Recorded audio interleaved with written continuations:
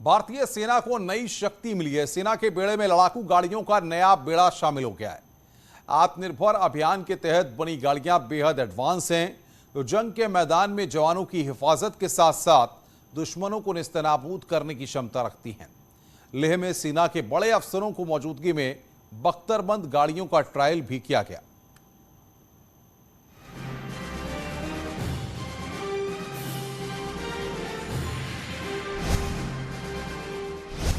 सेना को मिली नई शक्ति।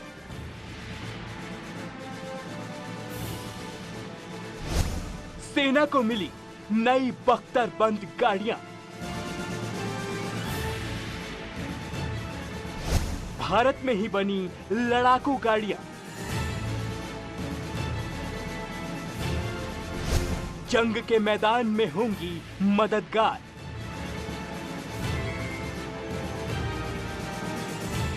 लेह की धरती पर इन बख्तरबंद गाड़ियों के सहारे भारतीय सेना को नई ताकत मिली है। आत्मनिर्भर अभियान के तहत भारत में ही बने इन्फेंट्री कॉम्बैट व्हीकल में कई खूबियां हैं। खास तौर पर जंग के मैदान में इन गाड़ियों के जरिए दुश्मनों को मुंह तोड़ जवाब देने में काफी मदद मिलेगी।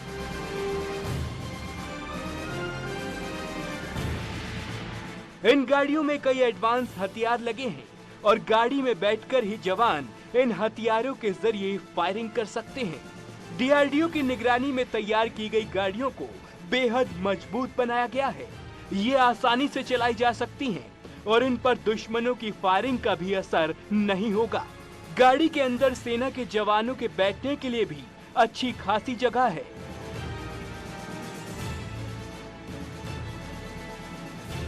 बख्तरबंद लड़ाकू गाड़ियों की खूबी यही है कि ये किसी भी इलाके में पैदल सेना के साथ ले जाई जा सकती हैं।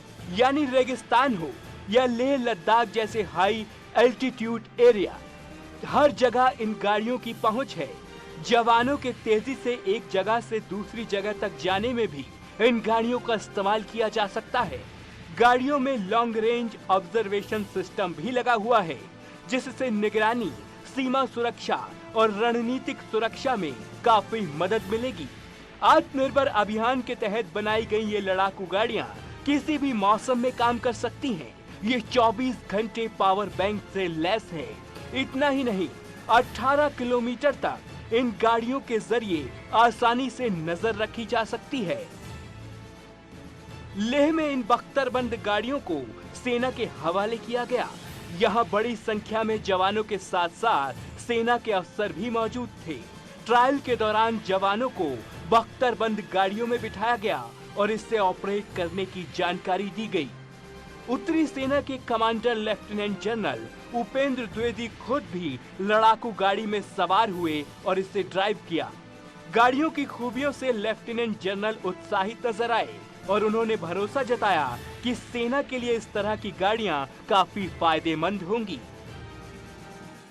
ये व्हीकल, जैसे मैंने सुना था, सारी ज़रूरतों पे खरा उतरा है और जब मैंने अंदर से इंस्पेक्शन किया तो मैंने पाया कि क्रू के लिए बहुत ही एर्गोनॉमिक है, यानी बहुत ही क्रू के लिए कंफर्ट है। और जब ड्राइव किया इसको तो मैंने पाया कि ये तो बहुत ही एक आसान तरीके से ड्राइव किया जा सकता है और ड्राइवर को इसमें काफ़ी दूर तक देखने की रात की तरफ भी क्षमता हासिल है, यानी 1800 मीटर तक वो देख सकता है आराम से। बख्तरबंद गाड़ियां सेना के बेड़े में शामिल हो चुकी हैं। मेड इन इंडिया अभियान के तहत बनी इन गाड़ियों की अगली खेप भी जल्द ही सेना को मिलने की उम्मीद है। जम्मू कश्मीर के ऊंचाई वाले इलाके हों या राजस्थान का रेगिस्तान, हर जगह ये लड़ाकू गाड़ियां सेना को नई ताकत मुहैया कराएंगी। पर जो वेपन भी माउंटेड है उसकी भी अंदर से कंट्रोल किया जा सकता है, बहुत खूब है। उसी प्रकार से यूएन जो हमारा अबई में मिशन है, वहां भी इस तरह की गाड़ियां भेजी गई हैं जो आत्मनिर्भरता के बलबूते पे बनाई गई हैं। वो भी वहां पे बहुत ही अच्छा काम कर रही हैं। सेना को आधुनिक हथियारों से लैस करने और नई नई टेक्नोलॉजी के जरिए सेना की ताकत बढ़ाने की कोशिश लगातार जारी है। सबसे अच्छा पहलू ये है कि आत्मनिर्भर भारत अभियान के तहत अब लगातार सेना को मजबूत किया जा रहा है। बख्तरबंद गाड़ियां भी उसी अभियान का हिस्सा हैं।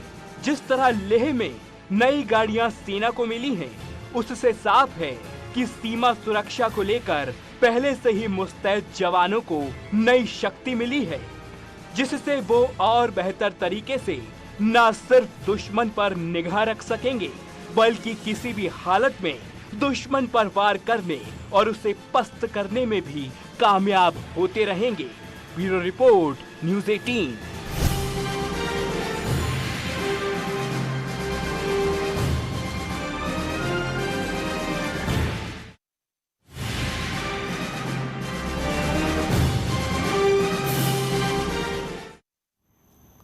सेना की शक्ति तो बढ़ रही है, लेकिन पिघलते ग्लेशियर खतरे की घंटी बजा रहे हैं। ग्लोबल वार्मिंग का असर इतना घातक है कि भविष्य के लिए कई चुनौतियां खड़ी हो सकती हैं।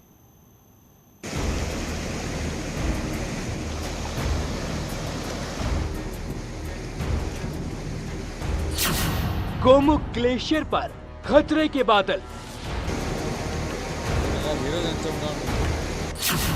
पिघलने लगा बर्फ से ढके रहने वाला गोमुख ग्लेशियर।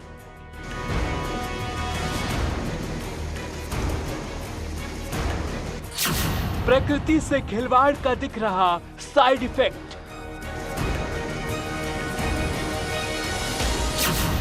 गोमुख ग्लेशियर पर ग्लोबल वार्मिंग की मार।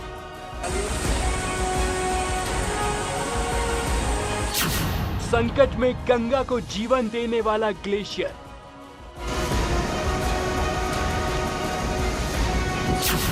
ग्लेशियर नहीं बचेगा तो गंगा कैसे बहेगी?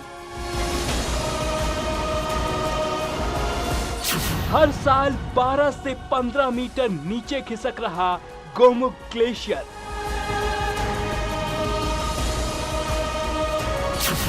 कुदरत से खिलवाड़ का घातक नतीजा आ रहा सामने।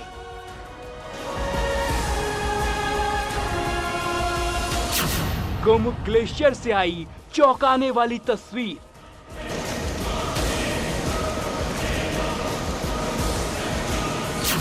हिमालय की गोद में ग्लेशियर पर गर्मी की मार।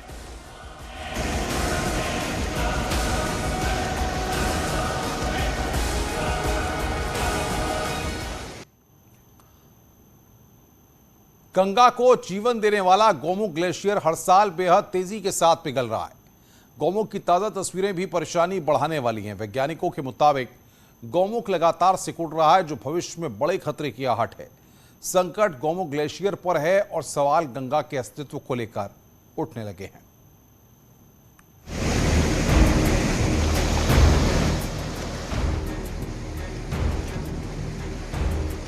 गोमुख ग्लेशियर की ताजा तस्वीरें हैरान और परेशान करने वाली हैं। ग्लेशियर तेजी से पिघल रहा है, जो भविष्य के लिए खतरनाक संकेत माना जा रहा है। ग्लोबल वार्मिंग की वजह से मौजूदा हालात में तेजी से पिघलने वाले ग्लेशियर्स की लिस्ट में गोमुख का पहला नंबर है। गोमुख की लगातार बदलती तस्वीर से वैज्ञानिक हैरान हैं। गंगा को जीवन देने वाला गोमुख हर साल 12 से 15 मीटर तक सिकुड़ रहा है, जिससे परेशानी और ज्यादा बढ़ गई है। जिस रफ्तार से ग्लेशियर पिघल रहा है, अगर ऐसा ही हाल रहा तो भविष्य में मुश्किलें और भी बढ़ सकती हैं। खास तौर पर गंगा के अस्तित्व को लेकर सबसे बड़ा सवाल है। अगर ग्लेशियर ही नहीं बचेगा तो गंगा कैसे बहेगी? ये गंभीर सवाल है। वैज्ञानिक लगातार इस बात को लेकर आगाह करते रहे हैं। खास बात यह है कि महज 5 साल के अंदर गौमुख की स्थिति में काफी बदलाव आ चुका है। गौमुख तक पहुंचने का रास्ता भी हर साल बदल रहा है। देखिए, मेरे लिए गौमुख आना कोई नई बात नहीं है, लेकिन एक लंबे समय बाद जब यहाँ पर आया हूँ तो साफ तौर से देखा जा सकता है कि ग्लेशियर काफ़ी बड़ी मात्रा में पिघला है। पहले जो रास्ता था भोजवासा होकर और हम बाईं तरफ से ही गौमुख के दर्शन करते थे, वो पूरी तरह से बदल गया है। अब ट्रॉली के सारे हम दाहिनी तरफ आ रहे हैं और उसके बाद बिल्कुल जो रेता और बजरी आया ग्लेशियर के साथ, तो बता रहे हैं कि पिछले 2 साल पहले एक झील कोई फटी थी और उसके बाद पूरा रास्ता तबाह हुआ था। तो एक नए बदलते हुए स्वरूप में गौमुख हम देख रहे हैं, लेकिन एक दुख इस बात का होता है कि लगातार गौमुख ग्लेशियर है वो पिघल रहा है। गोमुख हमेशा से आस्था का प्रतीक रहा है। लोग यहाँ तक पहुँचते हैं और उन्हें अलग ऊर्जा भी मिलती है। जो श्रद्धालु गोमुख तक पहुंचते हैं उनका अनुभव बेहद शानदार रहता है, लेकिन संकट इस बात का है कि लगातार इसके अस्तित्व पर खतरा मंडरा रहा है।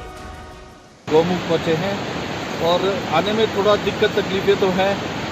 पुराना रास्ता टूट चुका है, नए रास्ते से है। रास्ते में ट्रॉली की व्यवस्था भी थी, खींचना अपने हाथों से पड़ा, पर कोई नहीं श्रद्धा थी। गोमुख पहुंचना था किसी भी हाल में, बारिश का मौसम है, बहुत कठिनाइयों से लेकिन पहुंचे हैं। लेकिन यहाँ आके एक अलग ही सुकून मिल रहा है। तेजी से ग्लेशियर पिघल रहा है, उससे संकट गहराने के पूरे आसार हैं। सिर्फ गोमुख ही नहीं बल्कि हिमालय की गोद में मौजूद कई ग्लेशियर बहुत तेजी से पिघल रहे हैं। ग्लोबल वार्मिंग की वजह से लगातार तापमान बढ़ रहा है, जिसका असर आने वाले वक्त में और घातक हो सकता है। यानी गर्मी लगातार बढ़ेगी और लोगों का रहना मुश्किल होता चला जाएगा। इन हालात में ग्लेशियर का पिघलना सिर्फ गंगा के अस्तित्व के लिए ही नहीं बल्कि आम लोगों के जनजीवन के लिए बड़ा खतरा है। ग्लोबल वार्मिंग को लेकर वैज्ञानिक लगातार चेतावनी देते रहे हैं, लेकिन इससे निपटने के लिए अब तक जो भी कदम उठाए गए हैं वो कारगर साबित नहीं हो पाए हैं। ऐसे में जरूरत इस बात की है कि राष्ट्रीय और अंतर्राष्ट्रीय स्तर पर पुख्ता प्लानिंग के साथ काम किया जाए, जिससे तेजी से पिघलते ग्लेशियर्स को बचाने के लिए कदम उठाए जा सकें। बलवीर परमार, न्यूज़ 18, उत्तरकाशी।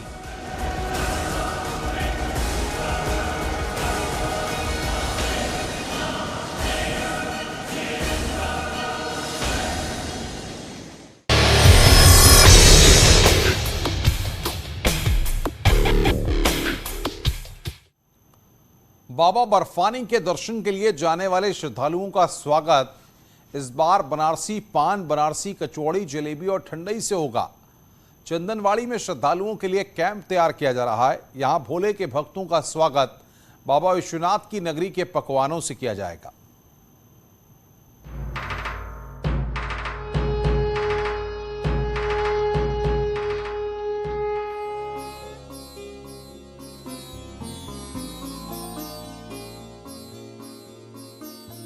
भोलेनाथ के भक्तों का स्वागत इस बार बनारसी पकवानों से होगा। 30 जून से शुरू हो रही अमरनाथ यात्रा के लिए खास इंतजाम किए गए हैं। चंदनवाड़ी में इस बार भी अमरनाथ यात्रा पर जाने वाले श्रद्धालुओं के लिए भंडारे का आयोजन किया जाएगा। 10 से 12,000 यात्री पूरी हमारे रूट से गुजरते हैं और 2 से 3 भंडारे जो वहाँ काफ़ी फेमस हैं, जो चलते हैं उस क्षेत्र में, तो उनमें से एक आपका बनारस का भंडारा भी है। और हमारे यहाँ कम से कम 2 से 3 हज़ार यात्री रोज अपनी हमें सेवा का मौका देता है। यात्रा की शुरुआत में ही बनारस की एक संस्था की तरफ से एक कैंप लगाया जाएगा, जिसमें बाबा के भक्तों के लिए सारी सुविधाएं मौजूद रहेंगी। दवा से लेकर खाने पीने तक का इंतजाम कैंप में ही किया जाएगा। खास बात यह है कि इस बार यात्रा पर आने वाले लोगों का स्वागत बनारसी कचौड़ी, जलेबी और बनारसी पान से किया जाएगा। इसके अलावा ठंडई भी दी जाएगी। बनारसी व्यंजन में जैसे हमें दाल बाटी चोखा,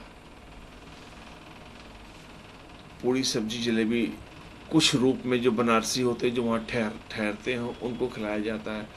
ठंडई की व्यवस्था रहती है, पान की व्यवस्था रहती है।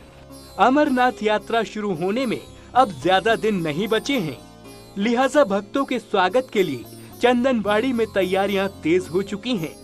हर साल की तरह इस बार भी कैंप लगाकर यात्रियों के रुकने और उनके खाने पीने का इंतजाम किया जाएगा।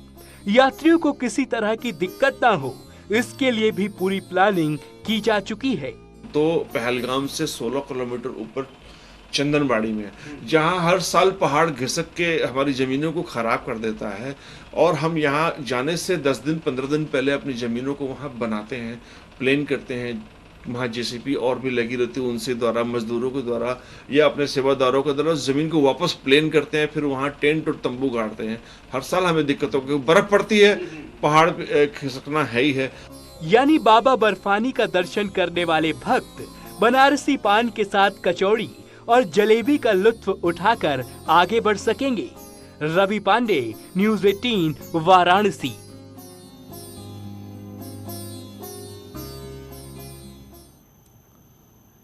मुख्यमंत्री पुष्कर सिंह धामी ने प्रधानमंत्री से मुलाकात कर मानसखंड मंदिर माला मिशन को मंजूरी देने का अनुरोध किया है। मानसखंड मंदिर माला मिशन को उत्तराखंड और खासकर कुमाऊं में विकास के नजरिए से एक माइलस्टोन माना जा रहा है। आखिर क्या है ये मानसखंड मंदिर माला मिशन, आइए अपनी इस रिपोर्ट के जरिए देखते हैं और समझते हैं। उत्तराखंड में गढ़वाल को केदारखंड तो कुमाऊं को मानसखंड भी कहा जाता है और केदारखंड में 4 धाम हैं। इन चारों धामों की कनेक्टिविटी बढ़ाने के लिए 4 धाम रोड परियोजना पर काम हो रहा है। कुमाऊं में कई ऐतिहासिक और पौराणिक मंदिर हैं, लेकिन कनेक्टिविटी के अभाव में इन तक पहुंच आसान नहीं हो पाती और इसके लिए मानसखंड मंदिर माला मिशन लॉन्च किया जा रहा है। हजारों करोड़ के इस प्रोजेक्ट के जरिए गढ़वाल और कुमाऊं के बीच रोड कनेक्टिविटी को बेहतरीन किया जाएगा। 1 लेन की सड़क को 1.5 लेन, 2 लेन में तो 2 लेन की सड़क को 4 लेन में कन्वर्ट करने की योजना है। काशीपुर, रामनगर, मोहान, बुआखाल रोड 201 किलोमीटर इस रोड को चौड़ा किया जाएगा और 1000 करोड़ की लागत से काम होगा और गढ़वाल कुमाऊं के बीच का सफर 1 घंटा कम होगा। जोरीकोट, अल्मोड़ा, रानीखेत, गैरसैंण, कर्णप्रयाग 171 किलोमीटर लंबी सड़क को 2000 करोड़ की मदद से 2 लेन में कन्वर्ट किया जाएगा। सफर में 2 घंटे की बचत होने का अनुमान है। गढ़वाल के सिमली ग्वालदम से कुमाऊं के बैजनाथ, मुंसियारी और जौलजीबी तक 288 किलोमीटर लंबे राज्यमार्ग को 2 लेन में कन्वर्ट किया जाएगा।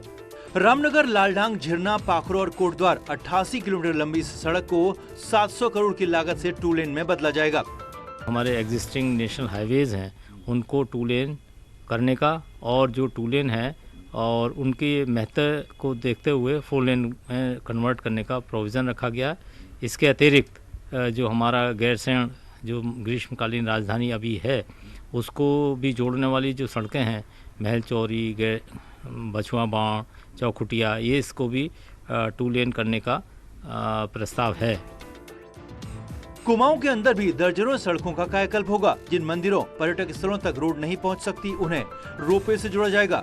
पूरे प्रदेश में ऐसे 40 रोपवे लगाने की योजना है, जिसमें अकेले कुमाऊं में 16 रोपवे लगाए जाएंगे। तो जहाँ पे हमारा रोड नेटवर्क नहीं पहुंच सकता या डिफ़िकल्ट है तो उसमें सारे रोपवे के माध्यम से उसको जोड़ने का निर्देश प्राप्त हुआ है। तो इसी दिशा में हमारा काफ़ी सारा प्रोजेक्ट पूरा प्रदेश में इस टाइप का प्रोजेक्ट चल रहा है। मानसखंड मंदिर माला मिशन में कुमाऊं के 6 जिलों के 28 से ज्यादा धार्मिक स्थलों को शामिल किया गया है। इन सभी को संपर्क मार्ग से जोड़ने के लिए 90 करोड़ का प्रस्ताव बनाया गया है। इस महत्वाकांक्षी प्रोजेक्ट को हरी झंडी मिली तो अगले 10 सालों में उत्तराखंड के पर्यटन विकास की तकदीर और तस्वीर दोनों बदल जाएगी। देहरादून से न्यूज़ 18 के लिए सुनील प्रभात की रिपोर्ट।